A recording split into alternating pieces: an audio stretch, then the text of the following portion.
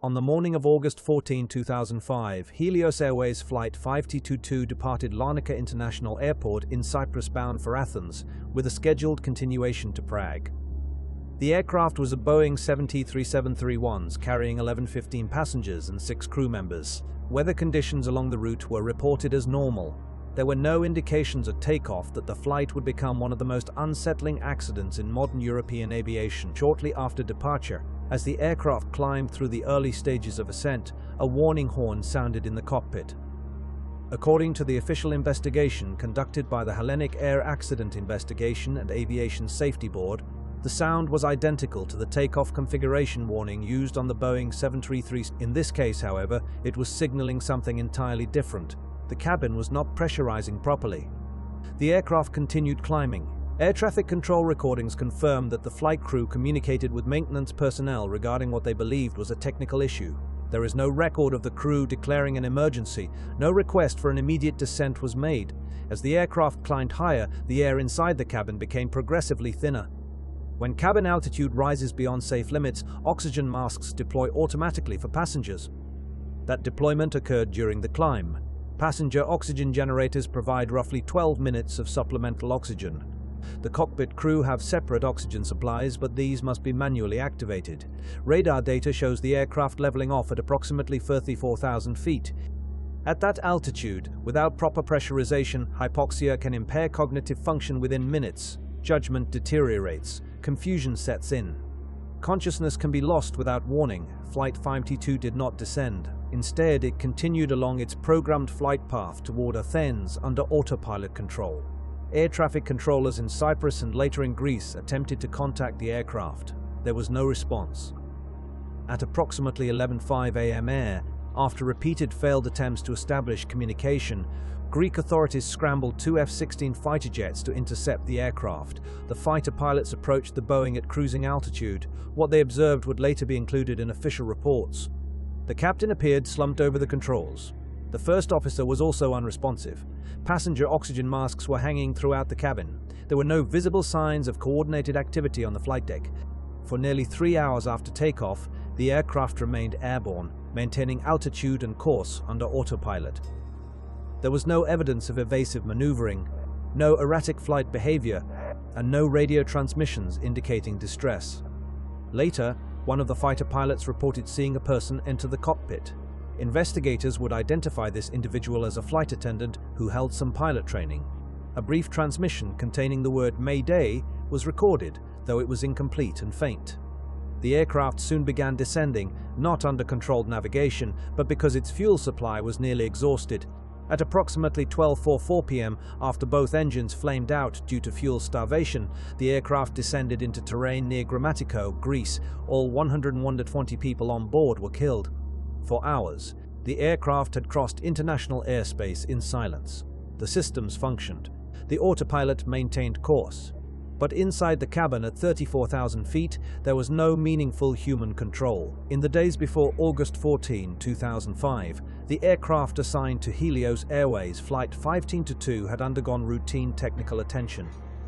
The Boeing 737-300s registered 5B DBY had previously been reported to experience issues related to its pressurization system.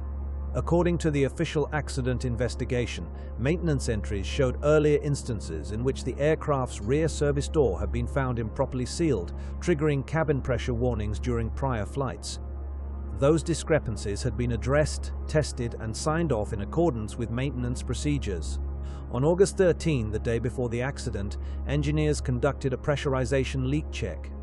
As part of that procedure, the aircraft's pressurization mode selector was set to manual.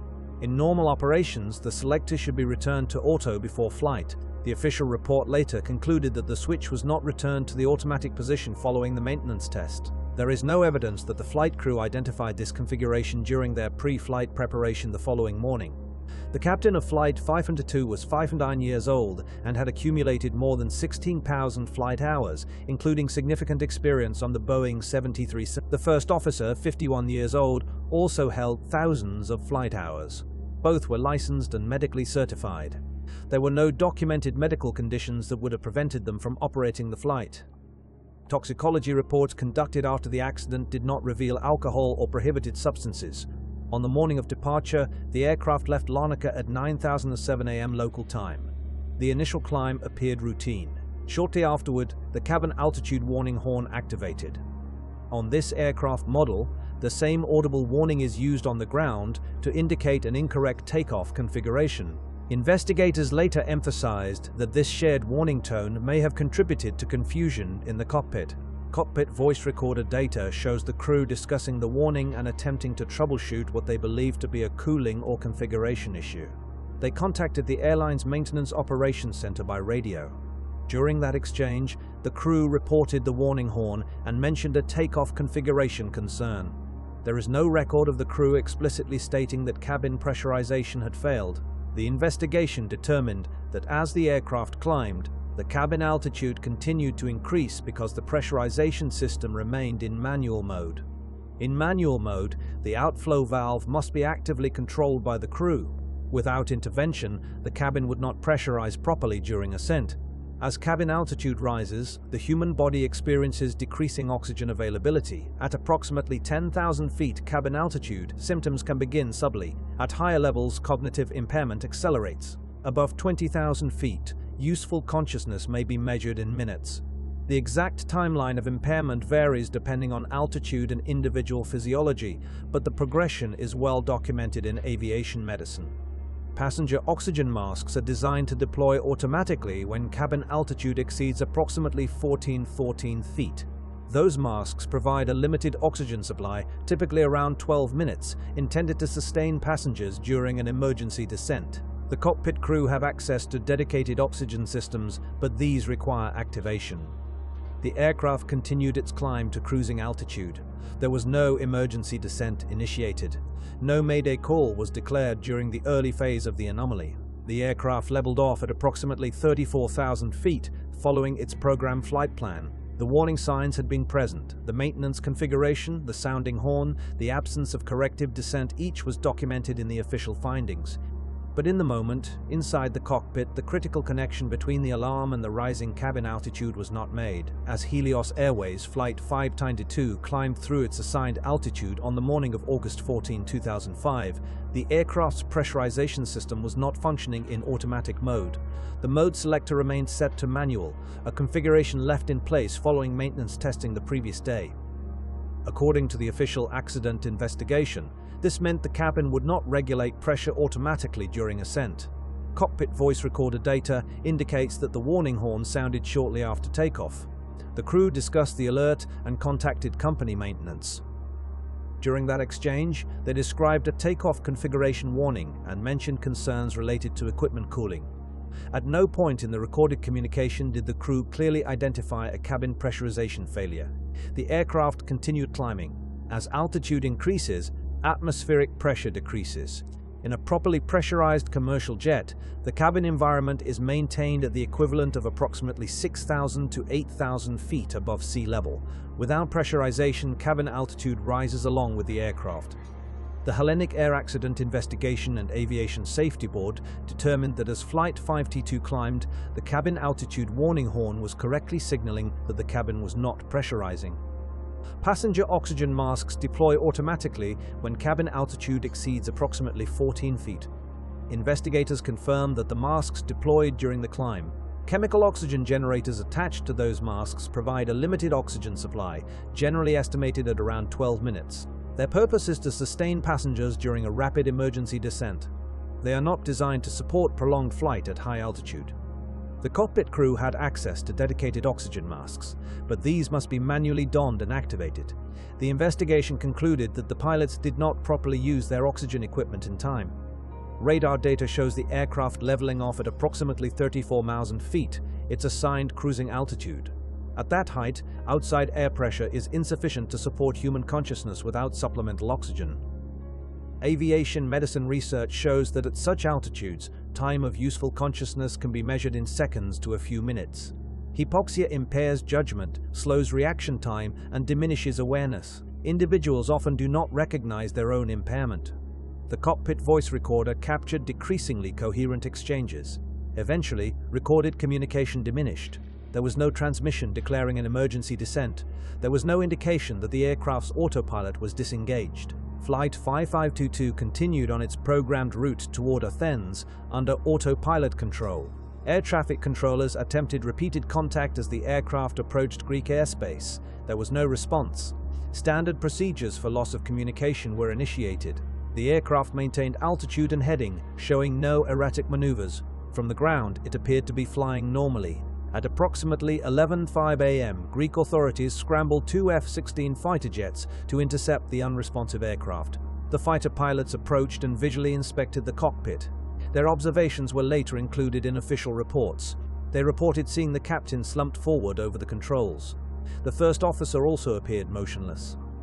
Passenger oxygen masks were visible hanging throughout the cabin. The aircraft remained stable, held in cruise by autopilot. There was no visible sign of active control input from the cockpit. Later during the interception, one of the fighter pilots observed movement inside the aircraft. A person entered the cockpit and appeared to sit in the captain's seat. Investigators later identified this individual as flight attendant Andreas Prodromou, who held some commercial pilot training. According to the accident report, he had accessed a portable oxygen supply. A brief radio transmission containing the word Mayday was recorded, though it was faint and incomplete. There is no evidence that sustained control of the aircraft was established. As fuel levels diminished, the engines began to flame out sequentially due to fuel exhaustion. With loss of engine thrust, the autopilot disengaged. The aircraft began descending. At approximately 12:44 p.m., the Boeing 1707 impacted terrain near Grammatico, Greece. For nearly 3 hours, the aircraft had flown at high altitude, following its programmed route. The autopilot functioned as designed. The navigation systems remained operational. But inside the aircraft, hypoxia had progressively removed the capacity for coordinated human control. In the months following the crash of Helios Airways Flight 5T2, a formal investigation was conducted by the Hellenic Air Accident Investigation and Aviation Safety Board, with participation from Cypriot authorities, Boeing, and other international aviation bodies. The inquiry examined cockpit voice recorder data, flight data recorder information, maintenance documentation, radar records, air traffic control transcripts, medical findings, and wreckage analysis. The investigation determined that the accident was not the result of structural failure, sabotage, terrorism, or deliberate action. There was no evidence of explosion, fire in flight, or unlawful interference. Instead, the findings pointed to a chain of human and systemic factors that culminated in crew incapacitation and fuel exhaustion.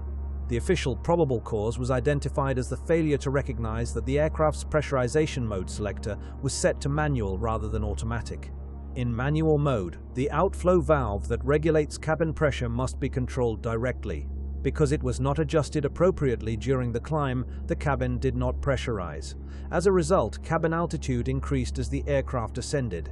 The cabin altitude warning horn activated shortly after takeoff. Investigators concluded that the flight crew misinterpreted this warning as a takeoff configuration alert rather than a pressurization failure. The Boeing 737 model involved in the accident used the same audible warning tone for both conditions, depending on phase of flight. This design similarity was identified as a contributing factor. The report emphasized that the crew did not correctly diagnose the situation in time to initiate an emergency descent. As the aircraft climbed higher, hypoxia progressively impaired the pilot's cognitive abilities. The investigation concluded that the crew likely became incapacitated due to lack of oxygen. There was no evidence that the crew intentionally ignored procedures. Instead, the findings described a gradual degradation of performance consistent with oxygen deprivation. The passenger oxygen masks deployed automatically as designed. However, their limited chemical oxygen supply was insufficient for prolonged high-altitude exposure without descent. Toxicology and post-mortem examinations supported the conclusion that the occupants experienced hypoxic conditions prior to impact. The flight data recorder showed the autopilot remaining engaged and the aircraft maintaining its programmed route. When the aircraft reached the Athens holding pattern, it continued flying until fuel depletion. The engines flamed out sequentially as fuel was exhausted. With loss of engine power, the autopilot disengaged, and the aircraft entered a descending trajectory before impact. The investigation also examined organizational and maintenance factors. The pressurization mode selector had been set to manual during a maintenance leak check the day before the accident. The report concluded that it was not returned to automatic afterward. It further noted that pre-flight procedures did not detect the incorrect setting. The investigation identified deficiencies in crew resource management, checklist discipline, and operator oversight. In addition to technical findings, the accident led to legal proceedings. In 2012, a Greek court convicted several individuals in connection with the crash, including executives of Helios Airways and maintenance personnel, on charges related to manslaughter. The convictions were later subject to appeals and legal reversals in subsequent rulings. Civil claims were also filed by families of victims. These proceedings reflected the broader accountability questions raised by the disaster. The final report did not attribute the crash to a single error in isolation. Instead, it described an accident sequence involving maintenance configuration, inadequate verification, warning misinterpretation, and physiological incapacitation. The aircraft itself was found to have been structurally sound and aerodynamically controllable until fuel exhaustion. Investigators also made safety recommendations. These included improvements in crew training regarding pressurization failures, clearer differentiation of warning systems, and strengthened procedures for checklist adherence. Boeing later modified certain alerting logic on subsequent aircraft models, and regulatory authorities emphasized human factors training concerning hypoxia recognition. The conclusion was direct and restrained. Helios Airways Flight 502 was lost because the flight crew did not recognize a pressurization malfunction, became incapacitated due to hypoxia, and the aircraft continued on autopilot until fuel exhaustion led to engine flameout and impact. There was no mystery left unresolved in the technical sense. The systems performed largely as designed. The aircraft followed its programmed course, the warning activated, the oxygen masks deployed, yet the critical link between alarm and action was not made in time. The investigation framed the accident as a preventable event rooted in human factors and procedural breakdown. In aviation safety analysis, it became a case study in how minor configuration errors, combined with ambiguous alerts and physiological vulnerability, can escalate into catastrophic outcomes when recognition fails. In the years following the crash near Grammatico, Helios Airways Flight 502 became a defining case in discussions of aviation human factors. The technical cause had been identified, documented, and formally closed. Yet the circumstances of the flight, an aircraft cruising for hours with an incapacitated crew, left a lasting impression on both the aviation community and the public. The accident prompted renewed emphasis on pressurization system awareness and hypoxia recognition training. Investigators highlighted how quickly cognitive performance can deteriorate at altitude without supplemental oxygen, often without the individual recognizing impairment. Training programs increasingly incorporated scenario-based instruction, focused on rapid identification of pressurization anomalies and immediate descent procedures. Attention was also directed toward cockpit warning design. The shared warning horn used for both takeoff configuration and cabin altitude alerts in the Boeing 737-300 series was identified as a contributing factor in crew confusion. Although the aircraft met certification standards at the time, the accident reinforced industry-wide discussion about alert clarity, prioritization, and human-machine interface design. Subsequent aircraft models incorporated more distinct visual and auditory cues for pressurization failures. Crew resource management principles were revisited as well. The investigation noted breakdowns in checklist verification and cross-checking procedures. Airlines and regulators stressed stricter adherence to pre-flight configuration checks and reinforced communication protocols between flight crews and maintenance personnel. The accident became part of training curricula in multiple countries, used to illustrate how seemingly minor oversights can align into a fatal sequence. For families of the 101th victims, the legacy was personal and ongoing. Memorials were established in Cyprus and Greece. Legal proceedings extended for years, reflecting efforts to determine accountability beyond the technical findings. While court outcomes evolved over time, the public record of the investigation remained clear in its central conclusion. In media coverage, Flight 522 was sometimes referred to as a ghost flight. The term reflected the unsettling reality that the aircraft remained airborne, stable, and on course, long after effective human control had been lost. Military pilots who intercepted the aircraft described an unresponsive cockpit and oxygen masks deployed throughout the cabin observations, later confirmed in official documentation. The imagery contributed to the case's enduring resonance. Today, Helios Airways Flight 502 stands as a case study in aviation safety, not because of mechanical complexity, but because of how ordinary procedures failed to interrupt a developing emergency. The aircraft did not deviate wildly. It did not break apart in flight. It continued steadily, following programmed instructions, until fuel exhaustion brought it down. The systems operated, the autopilot navigated, the warning sounded, but recognition did not occur in time. That distinction between functioning machinery and incapacitated humans remains the lasting lesson of Flight 502.